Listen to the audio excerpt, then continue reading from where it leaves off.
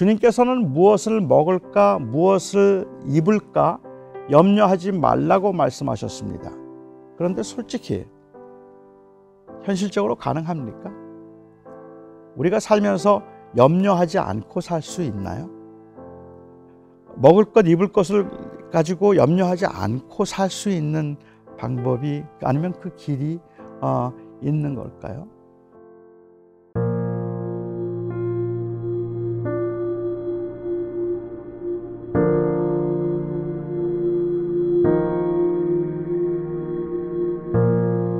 네, 이제 사실 살면서 불안이나 아니면 걱정, 근심이 생기면 어쩌면 믿음 생활을 잘 하려고 애를 쓰고 교회 생활을 하는 분들의 입장에서는 이렇게 걱정하고 있는 그 자신이 믿음이 없는 것처럼 보여지거나 혹은 내가 바로 믿고 있지 않다는 생각에 불필요한 죄책감을 갖게 되기도 하는 것 같습니다.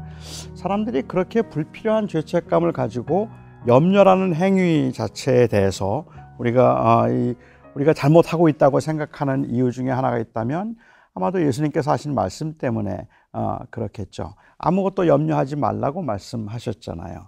너희는 먼저 그의 나라와 그의 의를 구하라. 그리하면 이 모든 것을 더하시리라 라고 말씀하시고 무엇을 먹을까, 무엇을 입을까 염려하지 말라라고 그렇게 말씀을 하셨습니다. 염려의 문제를 해결할 수 있는 방법은, 비결은 아무것도 염려하지 않고 주님께 맡기는 것이다 라고 그렇게 생각을 할 수가 있을 것 같아요. 근데 저는 이제 성경을 볼 때 자칫 우리가 우리의 그 연약한 한계 때문에 불가피한 일일 수도 있겠는데 우리는 자꾸 성경을 보면서 비결을 찾고 싶어 합니다. 그리고 노하우를 알고 싶어 하죠. 그러니까 어떻게 하면 염려하지 않고 살 수 있을까? 먼저 그의 나라를 구하면 하나님이 다 채워주시니까 아무 문제가 없을 거라고 생각을 하는, 그게 방법이라고 생각을 하는 겁니다. 그것처럼 성경을 보면서 히스기야 왕이 병이 나았다고 하면, 그러면 히스기야 왕이 어떻게 병이 나았을까를 보면서 우리도 어떻게 하면 그 질병에서 고침을 받을 수 있을까 생각을 한다든지, 여리고 성이 무너진 것을 보면서 사람들은 여리고 성이 왜 무너졌지? 그 여리고 성이 무너진 것은 전적으로 하나님의 능력 가운데 되어진 일인데 사실은 순종을 요구하셨던 일이죠. 그런데도 우리는 거기에서 여리고 성이 무너졌던 그 노하우를 찾으려고 합니다. 성을 돌아서 그렇다? 하루에 한 바퀴씩 돌고 7번째 날 7바퀴를 돌아서 그렇다? 만일 다 그렇게 말씀하진 않겠지만 어떤 분이 그래서 땅밟기를 말한다면, 그 성을 돌면 하나님이 그 성을 무너뜨릴 거라고 생각을 한다면, 하지만 여리고 성의 그 사건은 사실은 어떻게 하면 성이 무너지는가를, 어떻게 하면 승리하는가를 가르쳐 주신 것은 아닙니다. 가나안 전쟁 가운데 여리고 성을 무너뜨린 사건처럼 이와 같은 일은 단 한 번도 그 이후에 일어나지 않았습니다. 오히려 여리고 성의 사건은 순종함을 보여주신 것이 하나님의 능력보다도, 하나님의 능력을 보여주기 위함이었다면 굳이 그 백성들로 하여금 성을 돌게 하실 이유도 없었을 것 같아요. 그냥 줄 세워놓고 봐라, 그리고 그냥 무너뜨리셔도 될 텐데, 그들이 어떻게 순종을 통해서, 그리고 그 아이성에서의 그 불순종을 통해서 어떻게 이스라엘 백성들이 가나안에서 전쟁을 해야 되는가를 주님께서 말씀하셨다면 이건 전쟁을 이기는 노하우를 말하고 있는 것은 아니었다고 생각을 하는데, 그런데 아무것도 염려하지 말라, 무엇을 입을까 무엇을 마실까 염려하지 말라, 먼저 그의 나라를 구하라, 그러면 나머지는 다 해결된다. 이것도 마치 그런 노하우를 말씀하시는 것처럼 생각하는 경우가 있는 것 같아요.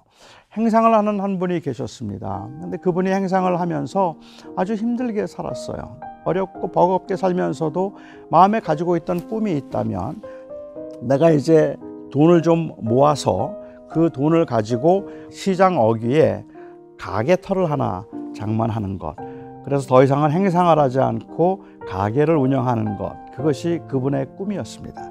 그래서 정말 열심히 일을 하고 어느 정도 돈을 모았는데 이분이 다니는 교회에서 부흥회가 있었어요. 건축을 위한 부흥회였습니다.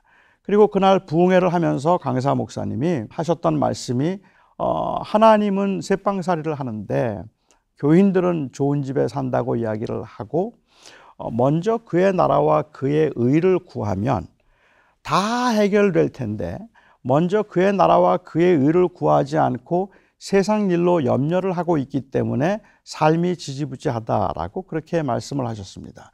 그래서 그 말을 듣고 이 여인은 이 정말로 그렇다는 생각에 그가 그동안에 모아두었던 모든 이 돈을 건축 헌금으로 드렸습니다. 하나님께서 다 해결해 주시고 채워 주실 것이라는 믿음으로 말이죠. 보통은 이런 간증이 끝나고 나면 그 간증의 결과가 그렇게 했더니 하나님이 무상으로 그 가게터를 하나 얻게 해주셨다든지 아니면 몰랐던 유산을 얻게 되었다든지 뭐 그렇게 끝날 수 있을 것 같아요.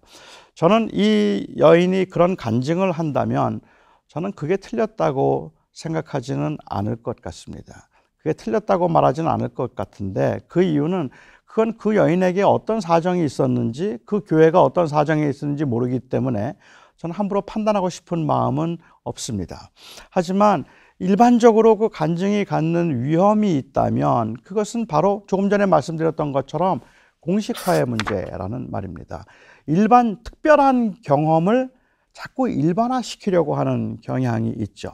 내가 이런 은혜를 받았으니까 당신도 이렇게 하면 은혜를 받습니다.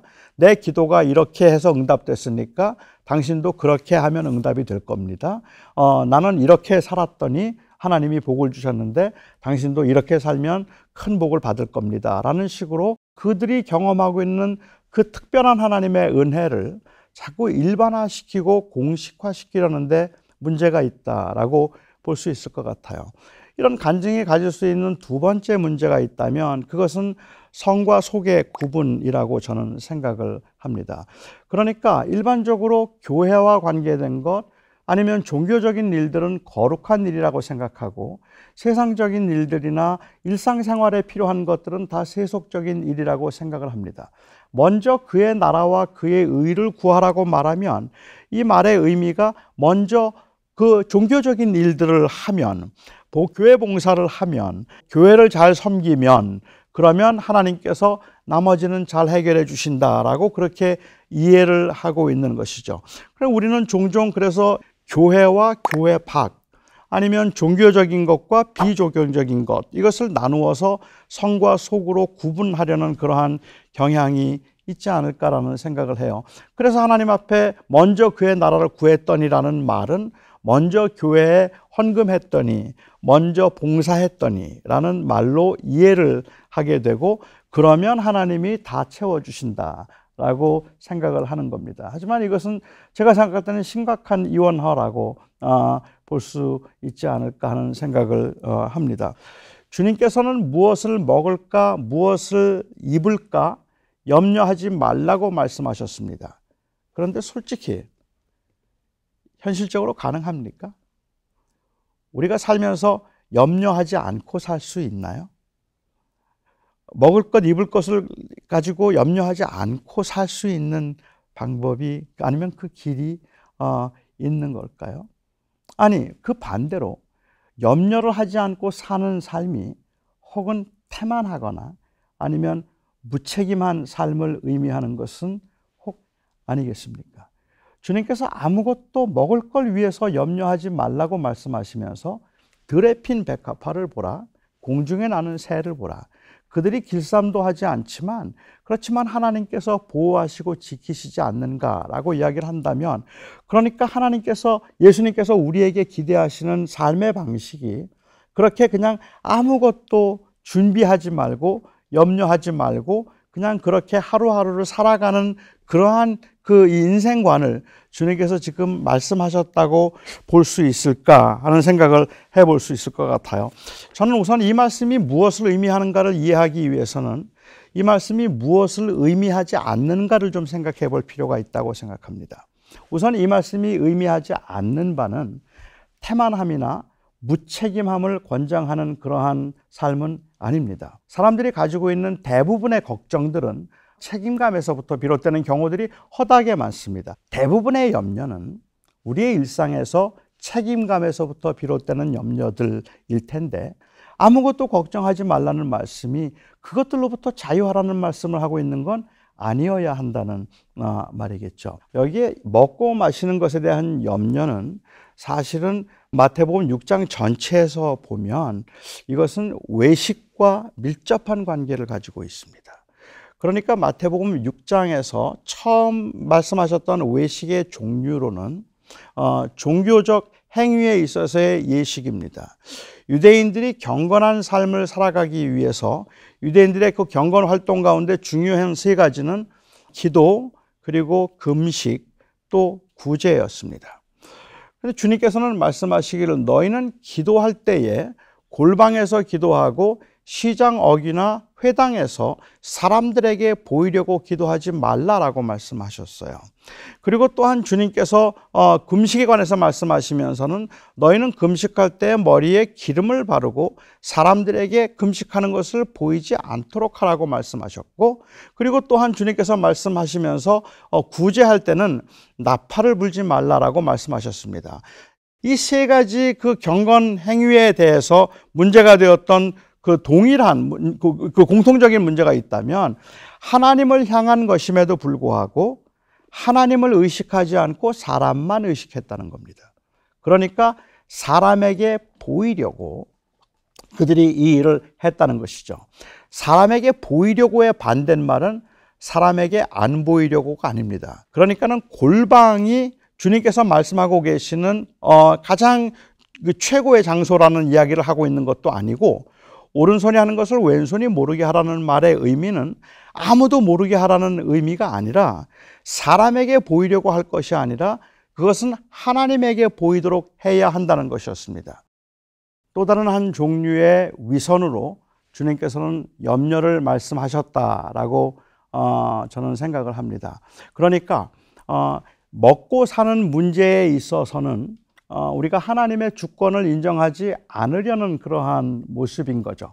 하나님은 모든 것을 주관하시고 창조주가 되시고 내 삶의 주인이 되신다고 말하면서도 예배당에서 예배를 하는 동안에는 하나님의 광대하심을 노래하고 하나님의 전능하심을 찬양하면서도 정작 먹고 사는 문제에 있어서는 하나님이 내 삶을 주관하시는 전능하신 하나님이라는 사실을 인정하지 않으려고 하는 경향이 있다는 말입니다.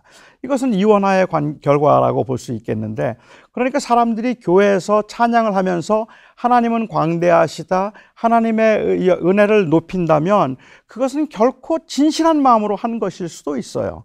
그런데 일단 교회 문 밖에만 나가면 먹고 사는 문제에 있어서는 하나님의 주권을 인정하기보다는 오히려 내가 내 삶의 주인인 것처럼 그렇게 행할 때가 있다는 말입니다. 한 청년이 저한테 그런 이야기를 해요. 교회 장로님 때문에 너무 힘들다는 이야기를 하는 거예요. 그래서 제가 무슨 일이냐 그랬더니 그 장로님이 운영하시는 회사에 지금 다니고 있는데, 그런데 이 장로님이 회사에서는 너무 인색하고 너무 무정한데 교회에서는 너무 친절하고 너무 자비롭다는 거예요. 그 청년이 보기에는 너무 위선자 같다라고 이야기를 해서 제가 그 청년에게 그런 이야기를 했습니다. 이건 어쩌면 위선의 문제라기보다 이 신학적 오리엔테이션의 문제일 수도 있겠다. 그 장로님은 어쩌면 교회에서 겸손하고 그리고 온유함은 이것은 위선이 아니라 진심으로 교회에서는 온유하고 그리고 겸손한 거다. 그리고 직장에서 무례하고 교만한 건 진심으로 교만하고 무례한 거다. 그런데 신학적인 오리엔테이션에 의하면 교회는 그렇게 해야 되는 것이고 직장은 또 다르게 해야 되는 것이라고 그렇게 두 개의 다른 이 기준을 가지고 살아가게 만들었다는 거죠. 그러니까 예배를 하거나 아니면 종교적 행위를 할 때는 하나님의 거룩하심을 인정하지만 먹고 마시는 문제에 있어서는 하나님을 인정하지 않으려고 했던 그런 성향에 대해서 주님이 말씀하시면서 먹고 마시는 문제도 하나님의 손안에 있다. 이것은 먹고 마시는 것에 대해서 염려하는 행위를 주님께서 지금 하면 안 된다고 말씀하시는 것이 아니라 바로 그 세계관을 말씀하고 계시다는 거죠. 먹고 마시는 문제는 신앙의 영역이 아니라고 생각하는 그 세계관에 대해서 주님께서 지적하시면서 무엇을 먹고 무엇을 마시는가를 염려하지 말고 먼저 그의 나라를 구하라. 이것은 하나님의 다스리심을 구하라. 그리할 때 모든 먹고 마시는 문제들에 있어서도 사실은 해결이 있다는 말씀을 하시는 거라고 볼 수 있을 것 같습니다. 또 하나 생각해 볼 수 있는 것은 주님께서 말씀하신 무엇을 먹을까 무엇을 마실까 염려하지 말라는 이 말씀을 우리는 자꾸만 율법으로 들으려는 거예요. 명령으로 듣는 겁니다. 그런데 저는 이게 명령으로 들을 것이 아니라 이것은 위로로 들어야 된다고 저는 생각합니다. 살아가면서 굉장히 버겁고 힘든 상황이 있을 때 주님께서 하시는 아무것도 염려하지 말라는 말씀은 염려하는 게 죄가 된다고 지금 책망하고 계시는 것이 아니라 염려할 수밖에 없는 상황에서 하나님을 기억하라는 그러한 위로의 말씀이라고 보는 것이 더 마땅하겠다는 생각을 합니다. 철로 역정을 보면 이 순례자가 여행을 하는 길에 굉장히 많이 지칩니다. 너무 많이 지쳐서 힘들어 하는데 한 굉장히 아름다운 정원이 있는 집 앞을 지나가게 돼요. 그 집 앞을 지나가는데 그 집에 들어가서 쉬었으면 좋겠다는 생각을 합니다. 안에서 정원지기가 들어와서 쉬라고 들어오라고 해요.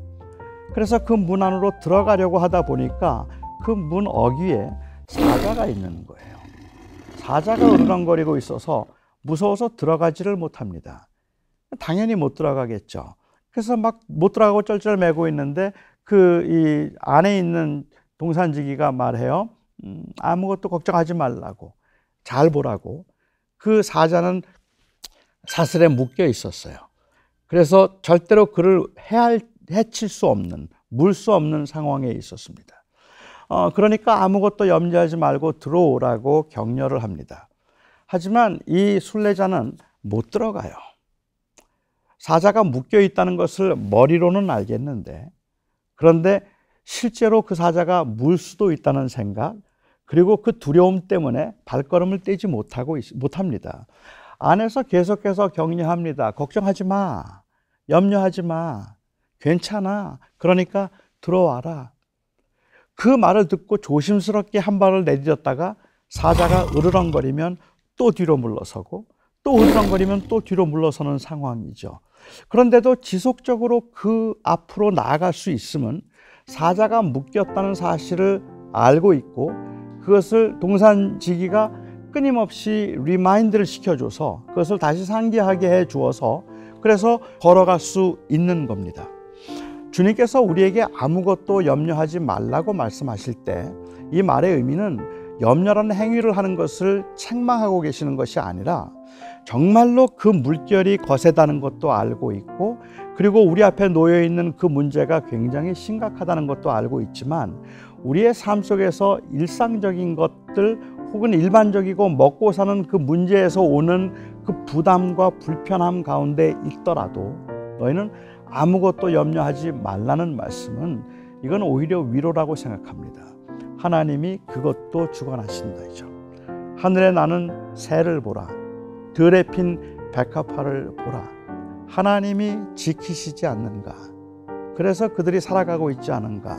이 말은 결국은 그러니까 하나님께서 우리를 그렇게 지키시고 다스리시니까 먹고 사는 문제 항상 우리를 누르고 힘들게 만들기는 하지만 그래도 염려하지 말라.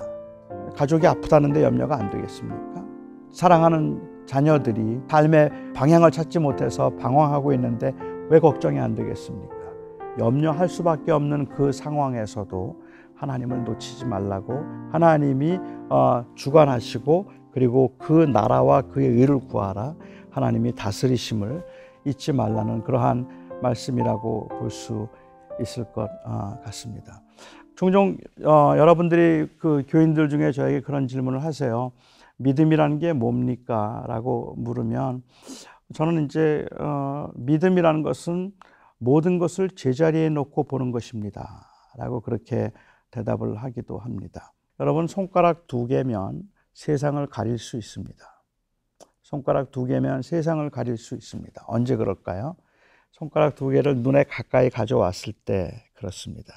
이 손가락 두 개가 클로즈업이 되고 나면 다른 건 아무것도 안 보이고 손가락만 보입니다. 그러면 그냥 세상이 캄캄해지는 거죠.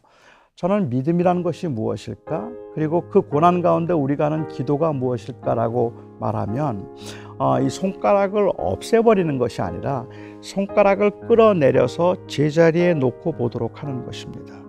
그 손가락을 끌어내려서 제자리에 놓으면 그 너머에 길들이 보이고 하나님이 보일 수 있기 때문에 그렇습니다.